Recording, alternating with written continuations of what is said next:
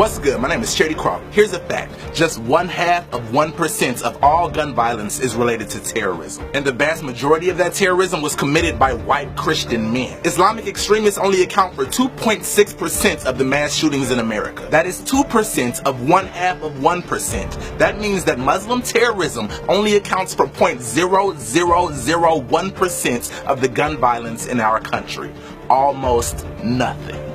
But here's an even crazier fact. 90% of all the murders in the history of the world were done by men. So why don't we just ban all men and make this a women-only country? Think whatever you want, but it is a guaranteed statistical fact that if this were a women-only country, it would have the lowest murder rates on earth. But we're not going to do that because that's stupid. Equally as stupid as an executive order that inadvertently leads to the harassment of millions of beautiful, innocent Muslim people.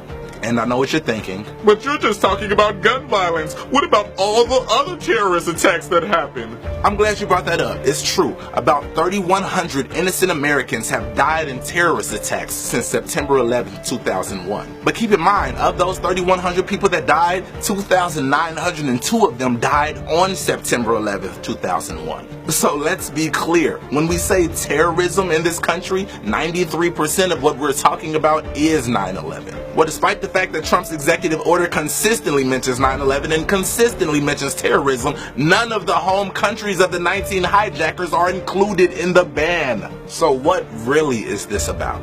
Well, first of all, this is not a Muslim ban. I'll be honest, I read the entire executive order as written in New York Times, and nowhere in it does it include the words Muslim or Islam. Now, many political people will try to use that fact to justify it and say, see, this has nothing to do with religion, racism, or Islamophobia. If you actually read the executive order, you'll see that it's only about the 7 countries that have terrorist affiliation. Well, to those people, I'll first repeat, it does not include the home countries of any of the 19 men that were responsible for the largest terrorist attack in the history of America. Those countries are Saudi Arabia, Egypt, United Arab Emirates, and Lebanon. They are not in there. Second, it does have everything to do with religion, racism, and Islamophobia, and here's why. First, we must remember that although this is a political country, it's actually far more of a psychological country with real people, with real feelings and real biases and real prejudices. So with that being said, it's not like this ban is just a computer program that's going to automatically filter out people from those 7 countries.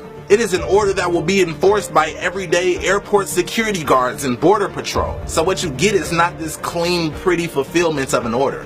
You end up with a bunch of airport security stopping everyone they see in a hijab or a turban and demanding them to prove that they are not a terrorist. It is impossible to enact this type of an executive order without creating an environment for racial profiling and Islamophobia to fester. We have an entire country that's afraid of brown men in turbans when it is a statistical fact that you are over 100 times more likely to die at the hands of a white man in a t-shirt. In this country, a woman is beaten by a man every 9 seconds.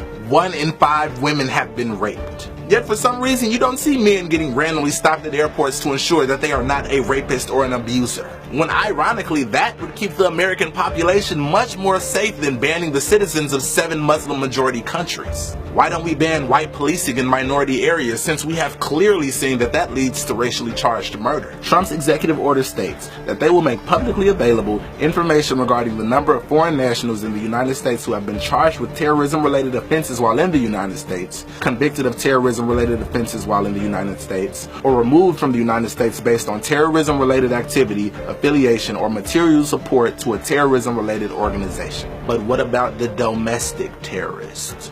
What about the Ku Klux Klan? Can we expect to see a detailed list of all the living members of the Klan and their affiliates? Because considering the fact that 90% of American terrorism is done by white men, that would be an astoundingly more helpful list. It even says in Section 9, Part 3 of Trump's executive order that they will release information regarding the number and types of acts of gender-based violence against women done by foreign nationals. Yet they conveniently omit the fact that almost all of gender-based violence against American women is done by American men, the vast majority of which are of Caucasian descent and don't have a drop of Middle Eastern heritage in their families. In short, my fellow Americans, I ask that you do not live your lives in fear. Islam is not the enemy of America. In fact, radical Muslim terrorism is close to the very bottom of potential threats to your life in this country. And lastly, to all of the amazing Muslim people of the world, never take off your hijab, queen. Never take off your turban, king. Speak in whatever language you so choose. You are amazing. You are beautiful. You are strong. You are valuable.